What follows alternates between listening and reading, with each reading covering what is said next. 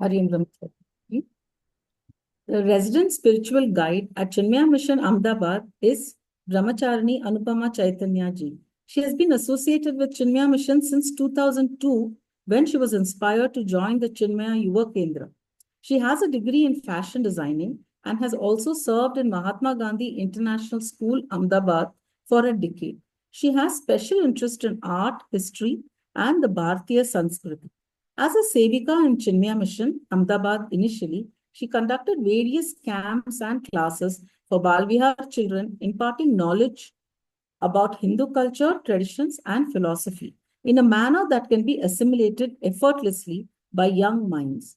Her long association with the mission inspired her to dive deeper into the philosophy of Sanatana Dharma and study our scriptures further.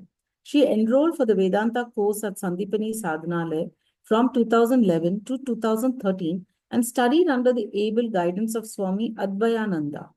Under the guidance of Brahmacharani Anupama Chaitanya ji, the Chinmaya Mission Ahmedabad regularly conducts various activities, including regular satsangs on Srimad Bhagavad Gita, classes for the young and old on Hindu scriptures.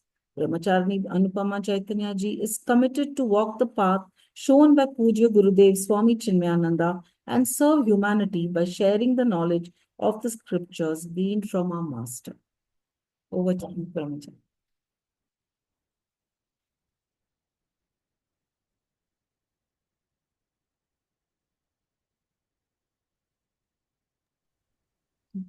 Hariom. So happy to have this opportunity. And I heard about the Koti Japa Yajna, which is going on, how many we have reached so far. It's just mind blowing. Congratulations to all of you. And it is only Gurudev who can make this happen, make this possible. So once more, congratulations. Okay. So now coming to the topic which we have today, Gurudev, an inspiration in action. So when I was being asked this, you need to speak something on Gurudev. And then I was like, okay, what? Suddenly this struck me. So I think it is Gurudev who is inspiring. So, and this was it. That's it. Then I said, this is the topic. Now, topic was being selected, but then how the topic is going to be unfolded, because what am I going to speak on this topic? And the journey started. So since a few days, I've been pondering upon this topic, and it is joy for me to ponder on this topic. And I got maximum enjoyment thinking about Gurudev, knowing about him, and reading about him. So it was a joyful journey. So I'm sharing whatever came to me by his grace. So first, the topic is Gurudev, an inspiration in action. So who is Gurudev? That was the first thing. And then I was like, okay, how can you define Gurudev? Because he's beyond words, beyond definition. So then thoughts of his thoughts only, which came to me. It is when a man looks around with a quest to know beyond the routine, the mundane haste. It is when a man is true to himself in his search that ends in completeness, fulfillment, and leaves no further research. It is when a man is ready to listen. Listen to the silent calls from the depth of men to achieve, to fulfill, to identify with entire life is called the cry of spirit. These are Gurudev's words, the last one, the listen. A rare few listens to this call of spirit, but when a man listens to the cry of spirit and walks the path of true inspiration, he really achieves that, achieving which nothing needs to be achieved. Then he becomes the infinite source of inspiration for all generations to come. And our Gurudev is inspiration, not only for us, but the generations to come. He lived such a life. So, a master who is an embodiment of inspiration. As I was thinking about it, what inspires about Gurudev? Like, what inspires the most? And then I got to a click that Adaram Maduram, Vadanam Maduram, Nayanam Maduram, Hasitam Maduram. So everything of his is inspiring. There is not a moment you find in his life, and now also, that is not inspiring. So everything, Maduradipate, Akhilam Maduram. So, like Krishna, he lived and he showed it is possible. And every moment, he taught us to live an inspired life. So, even the book which we all must have read or must be knowing at every breath, a teaching, a very famous book by Rudit Emmer, uh, is wonderful to go through all experiences of devotees, their stories. It's like it literally reminds Tava Kathamritam, Tava Kathamritam, Tapta Jivanam, Shravana Mangalam. So, Tava Kathamritam, Tapta Jivanam. Your stories are solace. Your stories are the inspiration for all of us. So, uh, endless is the glory of Gurudev. So, who established the inspiring goal for us? Because Gurudev himself said that, where do you get your inspiration from? So, the goal is something which has to be inspiring.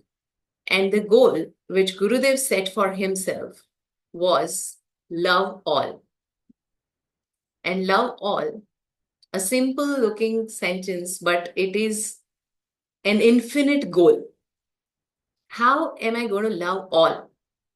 All means what? All means, does it include only human beings? No, all means all. Does it include only people in his time? No, all means all. And how is he going to achieve this goal? So as Puji Gurudev only himself explained, that the achieving goal is not the goal. The goal has to be so high, striving to achieve the goal is the goal. Because when we strive to achieve the goal, the best in us comes out. And he strived to achieve this infinite goal. And not only he strived in that body, I'm saying specifically in that body because the body merged, but he still is striving. He still is fulfilling his goal through all of us. So, during his lifetime, he showed us that how you can derive the inspiration from such a inspiring goal. And every moment he lived to achieve this goal. And then he passed on this legacy to his people. Whoever came in his contact was touched by his love. And then it was contagious and passed on to the mainly disciples, the people who wanted to learn. And no one could remain untouched, tell you. We may say disciples, but then people who came, whoever he once came in contact with Gurudev, he could not live an ordinary life further. Something will change, and slowly in times, he will turn within to live an inspiring life. So, his love, his memories, his teachings, his energetic presence, about that, we have plenty of things available today with us. That's his legacy, which is inspiring and which is source of inspiration for us. So the question was risen that why do we need to live an inspired life? What's wrong in living routine, mundane life? What is this inspiration? Why we are seeking inspiration? What is inspiration? So again, the thought flew further that we seek inspiration even in our prayers. If we see our Vedic prayers, Om Bhurbhuvasvaha Tat Saviturvarenyam Bhargo Devasya Dhimahi Dhiyo Yo Nah Prachodayat. Prachodayat. Prachodayat means may my intellect be inspired. The word in Sanskrit for inspiration, it comes from dhatu chud. Chud means inspiration, to inspire. So it is not only Gayatri Mantra where we are praying that may my intellect be inspired. There is, every deity has a Gayatri Mantra. Be it Hanumanji, be it Lakshmiji, be it Mahavishnu, be it any deity. We have Gayatri Mantra for all the deities also. And we seek inspiration from them. So we are constantly praying that please inspire us, like Anjaneyaya Vidmahe Ramadutaya Dhimahi Tanno Hanuman Prachodayat. So may Hanumanji inspires our intellect. What is this inspiration? Why we are seeking so much of inspiration? So then, as I was thinking about it, the thought was developed further that we are generally involved in the action, but not involved in the action. Means our force, which compels us to act, is quite unthoughtful. Means, so what forces us to act? Either we are acting out of our understanding, intellectual understanding, that this should be done, this should be done, this should be done, but the mind is not there. Intellect is also half ignorant, okay? Doesn't have the higher goal or anything. So intellect is like, this is what I want to achieve. And mind is not convinced. Mind, of course, has its own lower realms to gain joy.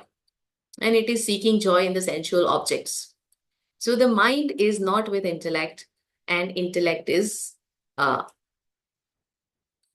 forcing us to act, that this should be done for some goal. Okay? But that becomes routine, mundane, and we don't enjoy that work. For some time we may enjoy, but there is no joy because mind is not there. So there's only intellect, then there is no joy. Only mind, okay. The mind doesn't understand the higher goal and stuff like that. It seeks joy. Simple. In any sensual thing can give joy. So sense gratification is the mind's job. So there, even if mind achieves what it wants to achieve, and the intellect gives up the higher goal and goes with the mind, then also there is no joy in life. It might be temporary, but it will end up in sorrow. We all know that. So the mind and intellect both are divorced, so to say, when in routine and mundane work. Then there is no joy. This inspiration is the force which comes when mind and intellect both are convinced to achieve the goal. Mind adorns what intellect is seeking. Then this combination of mind and intellect, when it becomes one, then there is force of inspiration which makes us act, which puts us in action. So this particular thing, when I arrived that, okay, the mind and intellect needs to be together. Intellect should have a higher goal, which mind also is able to appreciate and ready to gives support to intellect, and both are hand in hand going together to achieve. That's the moment of inspiration. This is where I got to read one of the incident uh, of a devotee. She's asking Puji Gurudev, not all men use their mind for the invocation of the Supreme.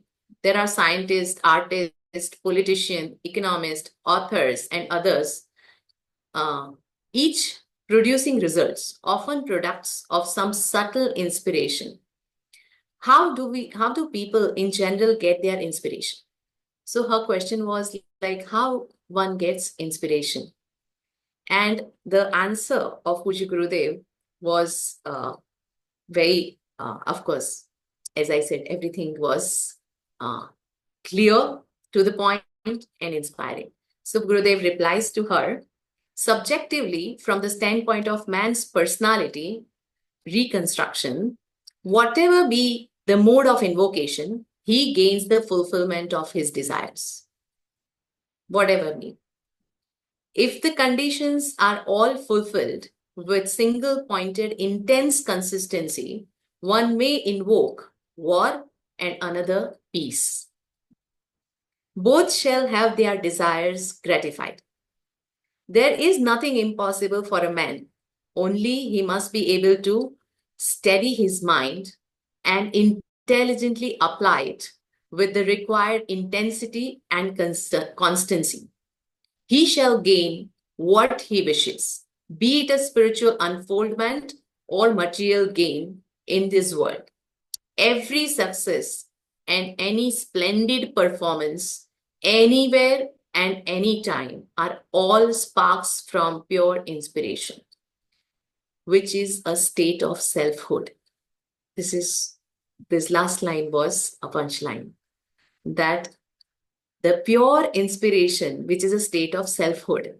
So this is why we seek to live an inspiring life, because we seek ourselves, which is pure bliss. When we act out of inspiration, then it is the self who is expressing. So the state of selfhood. A question was risen here also that so then scientist or politician or economist, they also act out of inspiration, and which is a state of selfhood. So they have got the selfhood? No. The thing is that we also would have had experienced such kind of moments or such kind of uh, glimpse of inspiration, our own self, when we are completely one with the action, when we are completely involved. So this involvement, as Puja Gurudev again says, that what is more important is not behind you and not what is going to be in future, but what is in you. And that in you is inspiration. So when we are completely involved in an act, something we are really inspired, and we outgrow ourselves, then that's where we also get the glimpses. But our goal is so limited. As Puja Gurudev said, that any desire can be fulfilled if it is one is inspired to do that. But the desire or the goal is so limited, and for it's so time bound, that it doesn't remain with us all the time. And therefore, all our actions don't become inspiring. It is only few actions which are spectacular and splendid, but not all actions, because the goal is forgotten. The goal is very limited. So when there is goal, it is achieved, over. The inspiration is done. So the painter, when paints beautiful painting, when he is painting, he is immersed into it. The beautiful, splendid painting comes, and if you ask him to draw the same thing, he'll not be able to repeat that. So he gets into that trance, but he comes out also. So here, it's like, how do we live an inspiring life means every moment. So most important is our goal should be so inspiring that every moment it brings out best in us, the most splendid in us. So that is what Gurudev wanted us, and that is what he lived and showed, that this is how you can live an inspiring life. Now, uh, as I was just again going through Gurudev's life incidents,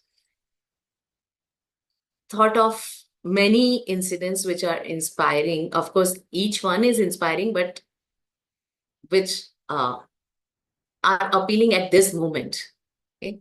So I just thought that in this big garden of his glory, there are some flowers of inspiration. I am just plucking a few and making a garland of it for you only. So here are few which you might have heard, might have read, but there's no harm in listening again, remembering again, right? So we will see those beautiful incidents which inspires uh, today also. So one is when one lives an inspiring life like Gurudev, then the noble goal is a source of inspiration. The goal which gives maximum happiness to all. And that goal is source of inspiration, then one knows no tiredness. The tiredness is out of question. And as we know that Gurudev lived such a life, if we just count the letters we have received today, it will be mind-blowing. The letters we have received for archives, the people have given, if we take out the average of letters in 40 years, every day Puja Gurudev would have written 75 letters, 70 to 75 letters. Every day. That's like mind-blowing, because one letter to write and to post, it's like a task. And here somebody is writing every day 70, and all handwritten letters. Later, Gurudev started typing, get it typed. But most of the letters are written. So such was just a letter. Then the yajnas and meetings and stuff like that. 18 hours per day he was working, and just 6 hours for sleep and plus rest of the other work. So that is a mind-blowing, inspiring life. One of the incident where Puja Gurudev teaches that everything we do is for Bhagwan. So Puja Gurudev was, as it is, writing his letters, and as a part of the letter, he was cutting an article to send to a devotee. And he was cutting it very meticulously. But it might be an afternoon time or something where he was getting delayed for his rest time. So there was devotee who was sitting next to him. She thought that Gurudev, you need to rest, na. So I will do this work. You give it to me, I'll do it. And Gurudev handed over to her. And he didn't go. Gurudev didn't go. That okay, fine, you're doing. I'm going to rest, because the goal that he not only he loved everybody, he wanted everybody to learn that also. So he sat down there and he looked at her. She was cutting it, and she was cutting it hastily because she was like, let me quickly finish it so that Gurudev goes for rest. And when she was in hurry, of course, the work was done shabby. So Gurudev took from her hand and started cutting himself. And very lovingly, he said, remember, everything we do is for God. So it has to be beautiful. So that's simple one sentence, and his action, which spoke more than anything, which inspired her to live all her life to do everything for God. That was a simple act which could inspire. So, as I said, every breath, every moment, he showed that how we live our life. He inspired that this is how one should live. So tiredness was not a question, not a word in his dictionary. Then one who is inspired with such a noble goal is ready to sacrifice anything. The sacrifice is a very, very difficult thing, because to give up, we can give up something, but anything and everything to give up is like a nightmare. But when you have such an inspiring goal, the giving up becomes easy. So one of the incident where we can get inspiration even to give up the bodily comforts, because rest, everything is okay, but bodily comforts, to give up that is difficult, because I think I'm the body. That's the bhava we have, right? So here is a devotee, Renuji. She remembers Renuji was with Pujya Gurudev in one of the yagna, and she had to travel. How, I don't know, but somehow Renuji wanted to sit with Gurudev, and both Gurudev and Renuji ended up in dicky of the car. So Gurudev being so tall, of course, when he had to sit in the dicky, he had to slouch and sit in an uncomfortable position.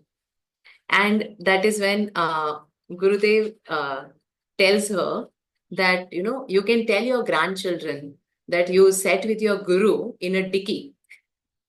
So she started crying, because obviously your guru is going through pain for you. I mean, emotions were flowing. So she started crying. And as she started crying, Gurudev said, "What? Why are you crying? You like this back so much? Okay, after my death, you take my back."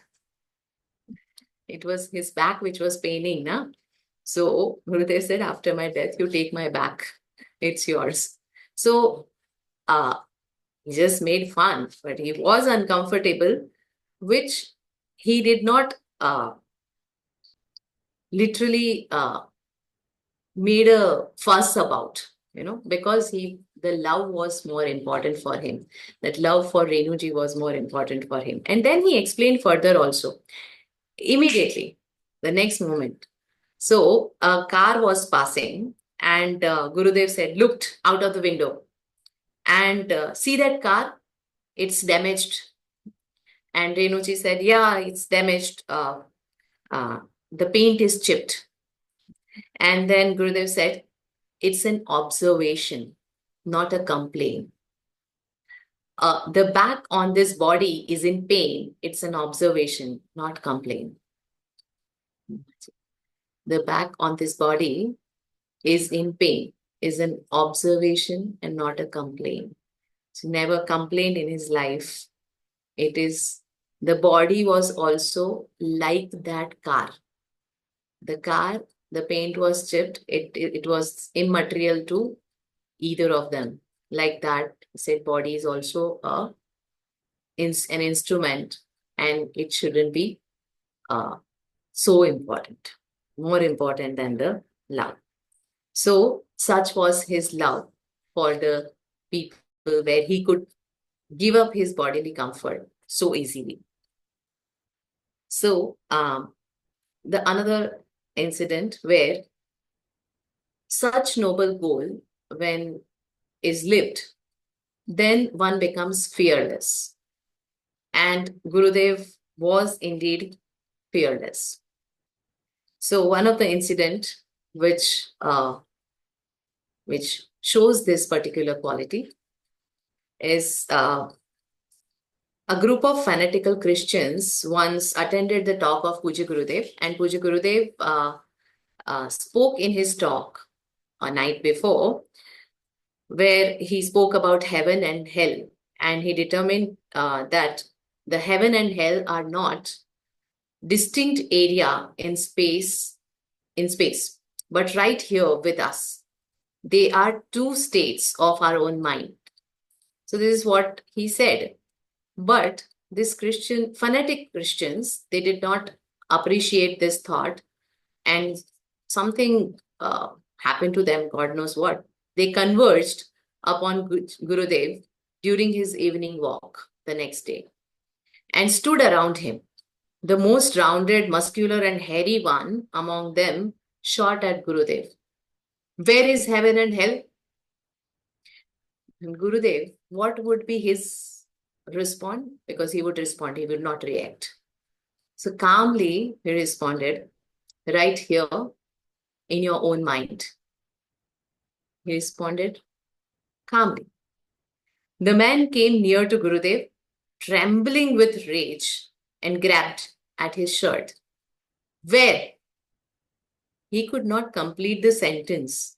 He was so much enraged. Where? Then Gurudev laughed out aloud in his own style and said, here opens the door of hell for you.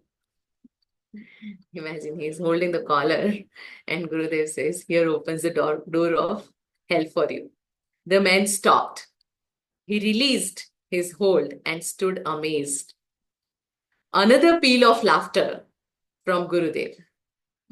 The Gurudev laughed again and said, and here opens the gate of heavens for you. So, such was the fearlessness of Puja Gurudev, because he was constantly in union with the goal, the infinite. And therefore, this fearlessness was so prompt to him. Even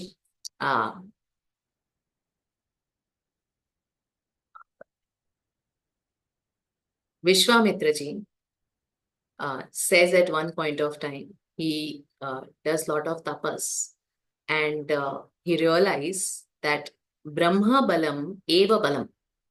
So he says dik kshatra balam. Kshatra balam is the valor of the physical valor. So Kshatriya has lot of strength, and he was proud about that strength. But then he realized that Brahma balam eva balam, that one who knows Brahman or the Brahmarshi, he alone has bala. With that bala, in front of that bala, Kshatra balam also cannot do anything. Just like we saw in front of Puji Gurudev, those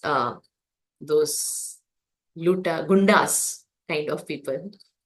I'm not finding the best word in English. So they also could not do anything. There is no way you can stand in front of Brahma Balam. So that was Puja Gurudev's fearlessness, which inspires us to walk the path and gain that infinite Brahman in this very life. Then came the another thing, that inspiring life. The people who are inspired with a noble goal, like Gurudev, they are very creative. Every moment is creative. So, one of the incident where Puja Gurudev is with a doctor who is gynecologist. And Gurudev smiles and tells her, you deliver in the world. You deliver people into the world. I deliver them out of the world. So this very humorous, but and very creatively he puts forward his point. One of the incident where Puja Gurudev used to eat with hands, obviously because he was a South Indian. So, and not only just like this, but like proper, So people around him, very sophisticated people, because Gurudev always catered to elite class more.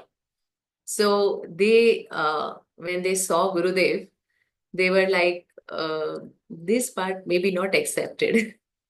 So kind of facial expression, Gurudev grasped it, very observant.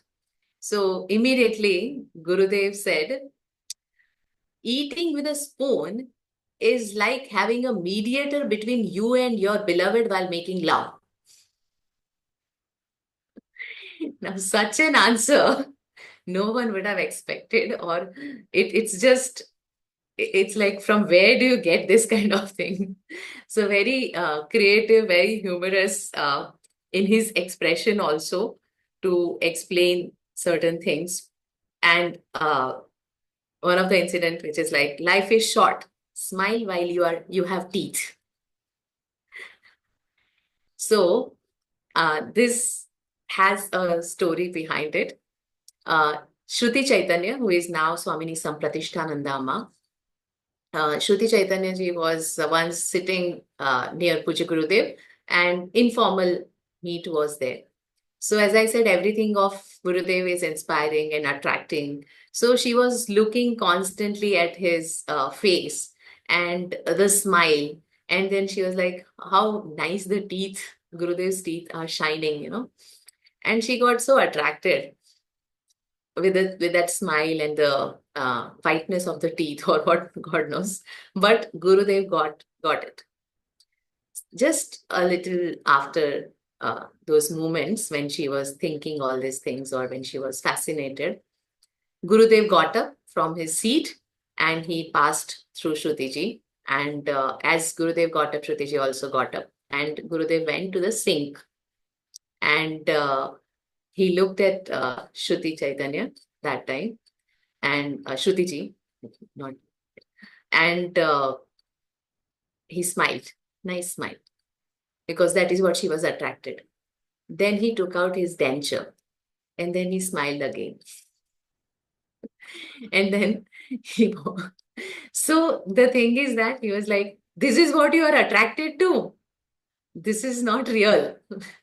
So he never allowed us to get attached with that body, because body is not real. But so creatively or so humorously, he would explain.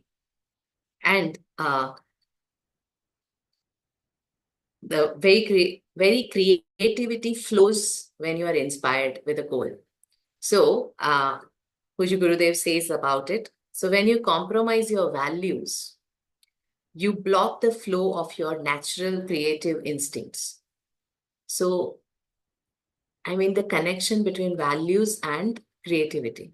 Creativity is what we seek in all our action, right? But if you are not following values, it becomes a block. Then you are naturally not creative.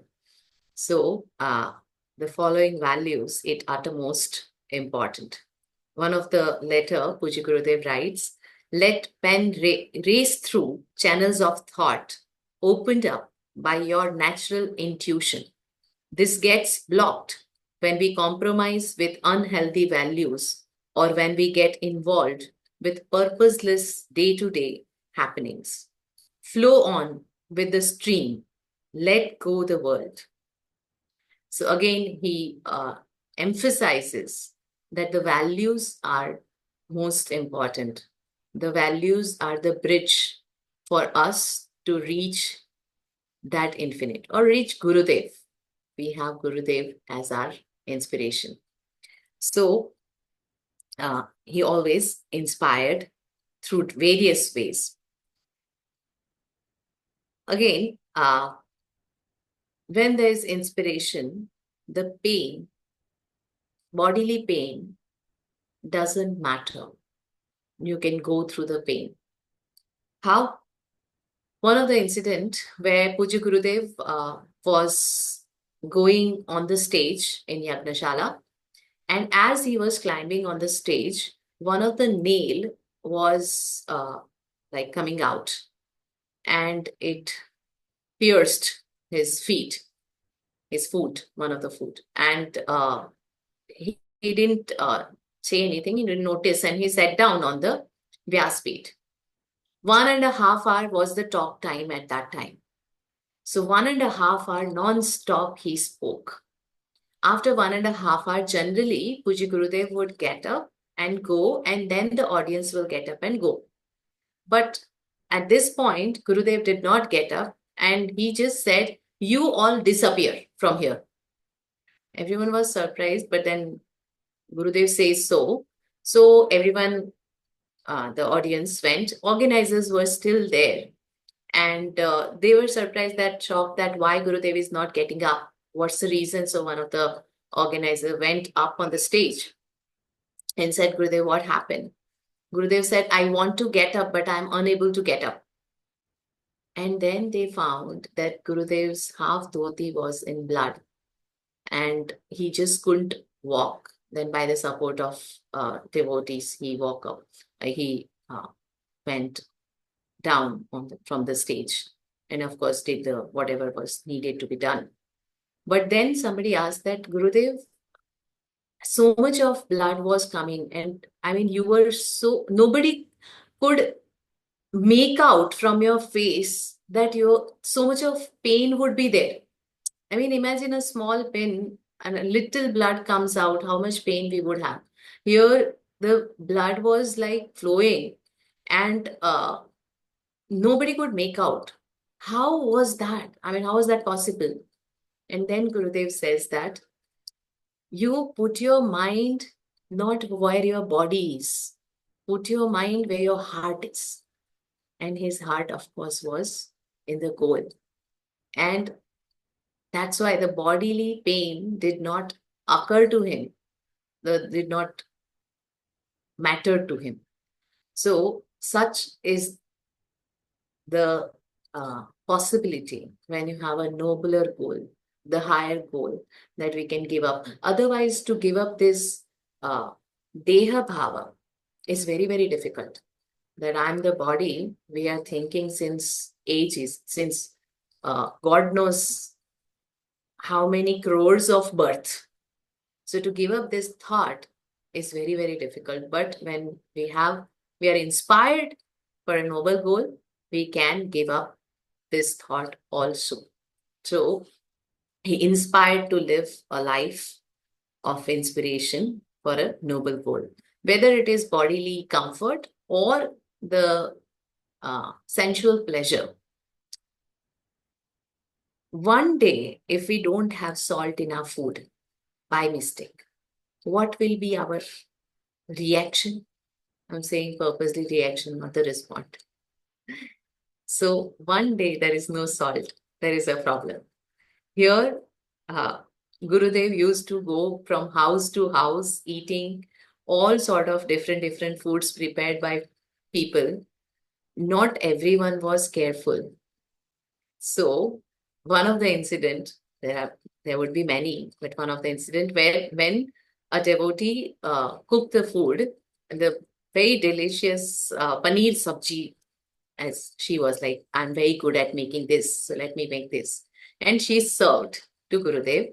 Gurudev ate nicely. Everything was done. The meal was almost over. That is when she asked that, "Should I give you a little more?" And Gurudev said, "Yes, this time add little pinch of salt in it." That was because now you are going to eat. I had it. I have no trouble. But you will have saltless otherwise. If I don't speak, you will have saltless sabji. So, uh, anything and everything was accepted when there was love, because the love was most important. And rest of the things became immaterial. So whether it is taste or whether it is physical health also was given up at the later stage. He also said that I'm taking medicines for you people to make people please. Somebody gave him aspirin. That time aspirin was not so common. So somebody said that this will help you, because later years Gurudev had a lot of pain in his legs and everything because of diabetes and stuff like that.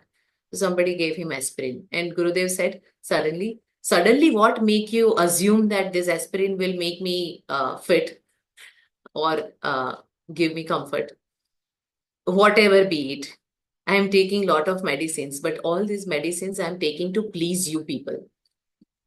So because for him the body was the purpose of the body was to realize the self, the Brahman, and that was over. So then this body was only for the people. So that's why he he sustained the body for people for a long, long, long time, for all of us. So in another incident where Puja Gurudev speaks with Bharti Suptankarji, Bhartiji, one of the great devotee of Puja Gurudev, I'm sure each one would be knowing her, who is the editor now of Balavihar magazine. So Puja Gurudev is speaking to her. She was very keen to take the sannyasa, but then she could not. So she always felt a little sad about it. So here is what their conversation. I was young and in euphoric state. Euphoric state, sorry. Having worked closely with Swamiji means Gurudev, over the last few months, writing the Bal Ramayan, I felt that the ochre robe was the goal of life. Living a worldly life seemed degrading and mundane. I must have written this to him, for I received a decisive letter. So this was expressed to Puja Gurudev, that living this life, routine, worldly life, is like degrading and mundane. So Puja Gurudev replies to her, what is mundane? Gurudev wrote, it is not in the world, it is in us. You live in continuous inspiration, uplifted by your devotion, your vision. Then all work in all conditions, wherever you are, becomes divinized. If your mind is not inspired, then even in the noblest temple, in the holiest monastery, in the most sacred valley, your life is mundane. Dear girl, sannyas is not the color of cloth. It is a state of mind. Live like a Janak in the world, but not of it. He went on to write, never say that worldly life is unholy. Vedant is all inclusive. There is nothing in it that is not divine. Sarvam khalvidam brahman, neha nanasti kinchana. Have some ice cream. Suddenly, what happened? Have some ice cream. It's like, enjoy the life. Have some more ice cream. And then Bhartiji said, I had lots of ice cream. And it was prasad from the Guru. So anyways, what the point here was that you live in continuous inspiration uplifted by your own devotion and your vision. So the inspired life is what we all want to live. And that is possible only when we have the noble goal, the devotion, the uh, the striving effort, I mean, readiness to put efforts to reach that goal, then only it is possible. So Gurudev, an embodiment of inspiration. If we remember Gurudev, we will be able to live an inspiring life. And inspiration in action, that was the topic, okay? Right now, till now, we were talking about inspiration. In action only, but in his actions. So he himself worked with inspiration. He helped others also to work with inspiration and inspired with this goal. And also said that what hinders the inspiration, what blocks the inspiration, and how we can overcome these blocks of inspiration. So one of the devotee, Vrinda Chidambaram, to her, Gurudev is guiding, your aggressive shyness must end for the art in you to bloom forth. Art flow is blocked if you are shy. Shyness comes when you are too preoccupied with yourself. This self-consciousness is a play of the subtle ego. Give it up. else inspiration cannot bubble up in you. Art needs consistent and daily coating. So the shyness is what stops few of us. So some are bold, but some are shy also. So whoever, as I said, came in his touch, he inspired everybody. So this block of shyness, he said to remove, and also gave the reason that what is this block? How can you remove? So this is preoccupation with our own self.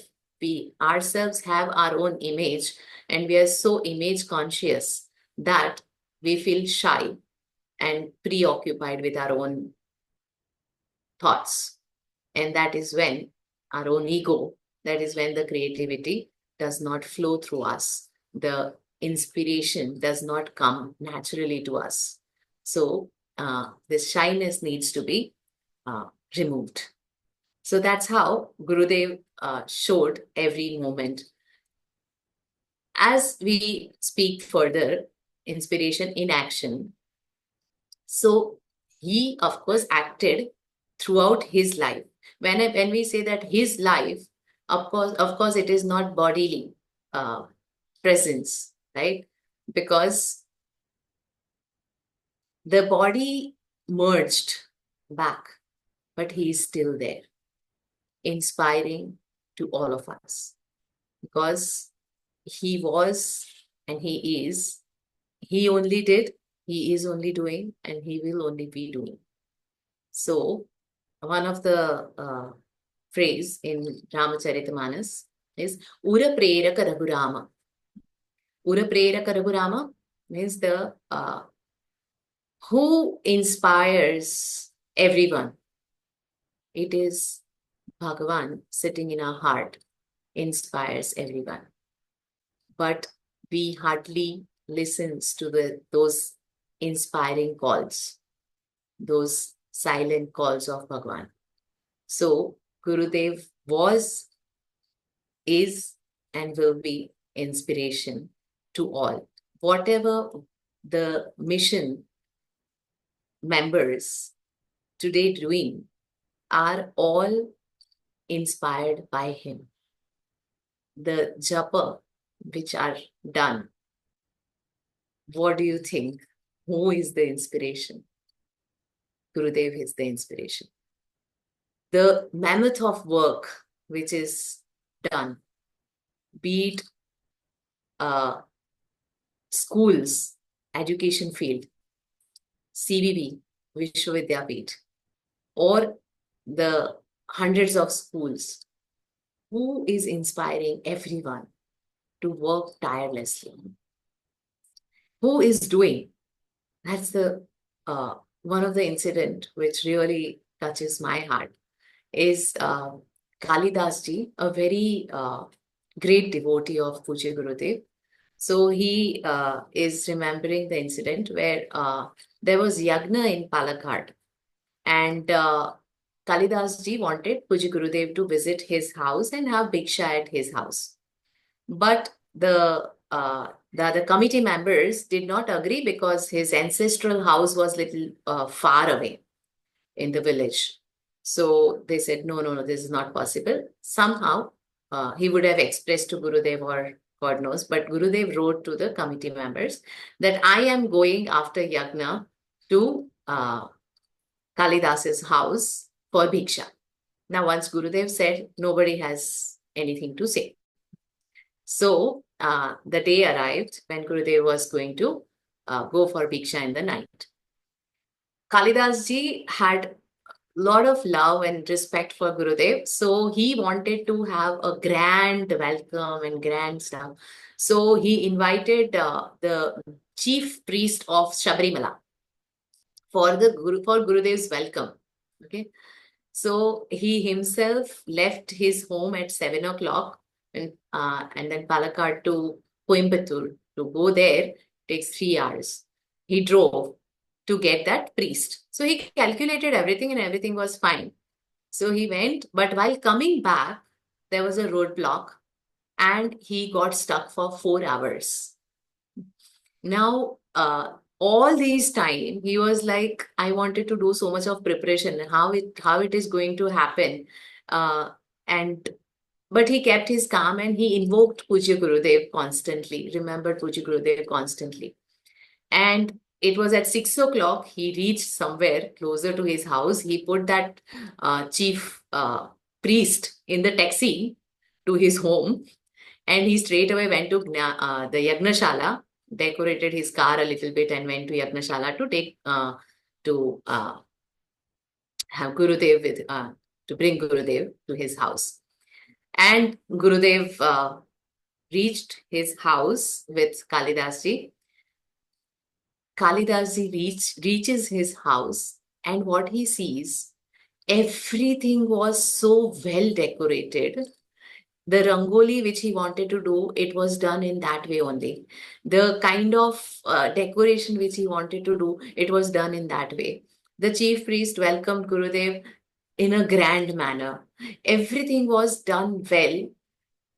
And then comes a punchline of Gurudev. Gurudev says, who did all this?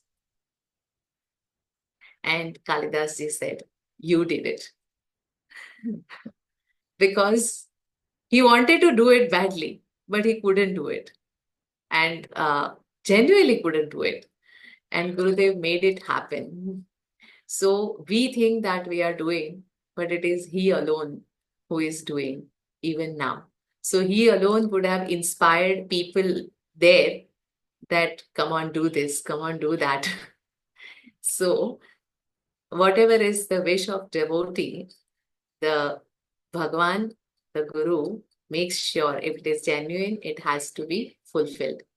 So Puji Gurudev, if he is behind the action, I'm saying because the inspiration is behind the action. The thought is first, the attitude is first, and then comes the inspiration. So if Gurudev is behind the action, then all our actions are inspiration, inspired for us and others. So, thank you. Hari Om, Anupama ji. Such a wonderful speech, satsang that you have given today. And I kind of vouch with whatever you said about Puja Gurudev's life itself as an inspiration in action, because I am part of the Chinmaya Vishwavidyapit project. And everything that I see here is an inspiration of his inspiration that is being translated into action here now.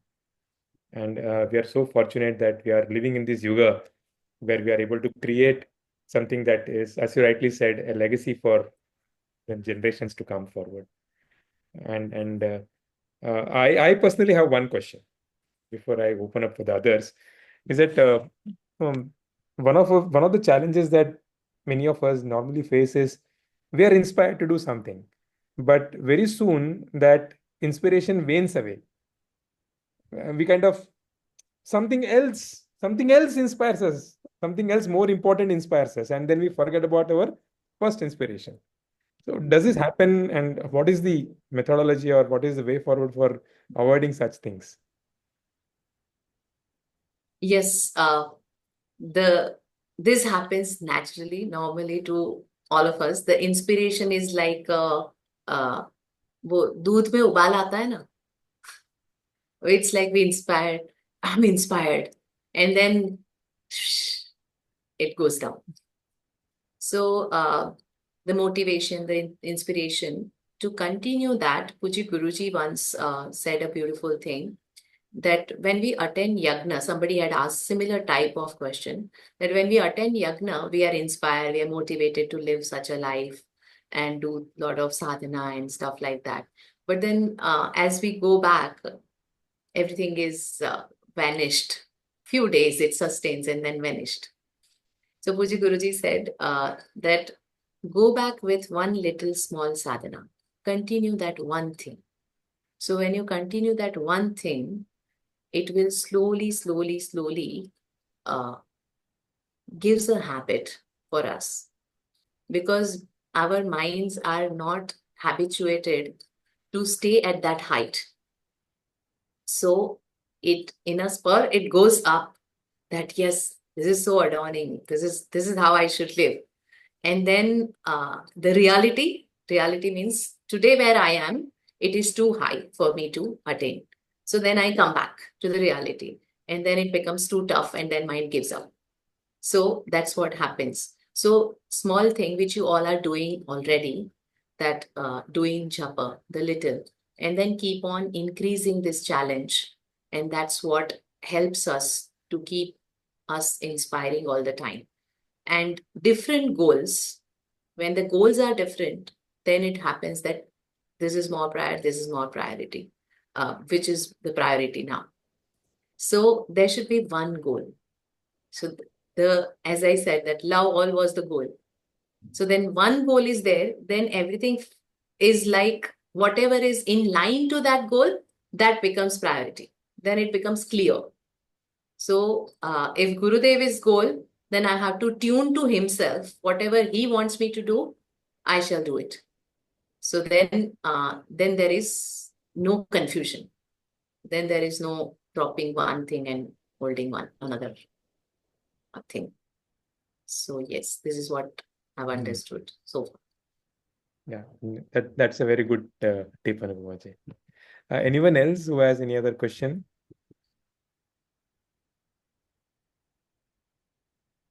That's nice. So may I invite Sujata ji to give a small vote of thanks, and then we can then do the closing prayers with Manjuma.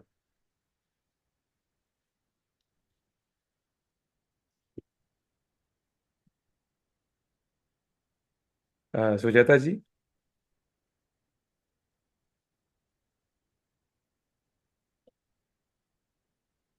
I think there is a network issue at her end. So let me do the honors once again. So Anupama ji, it was such a pleasure to have you spend time with us and share such personal stories of Puja Gurudev through his letters. And you made this last 1 hour as if we are living the life along with Puja Gurudev.